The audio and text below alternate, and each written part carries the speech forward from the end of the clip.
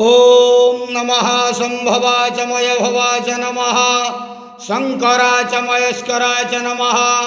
बाबा धवलेश्वर महाप्रभु दीपं ज्योति परम ब्रह्म दीपं ज्योति जनार्दनः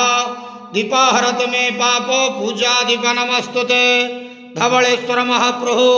संसार सुखी रखंतु आज शुभ बुधवार रे समस्त श्रद्धालु भक्त मान को आशीर्वाद करंतु मनस्कामना पूर्ण करंतु कर्म क्षेत्र उन्नति करंतु ग्रहरिष्ट खंडन करंतु जगतर मंगल करंतु विश्वर कल्याण करंतु आपणकर नाम प्रकाश करंतु सेवकर डाक श्रवण करंतु समस्त गुआवसा भक्त मानकर मनस्कामना पूर्ण करंतु बाबा धवलेश्वराय नमो नमः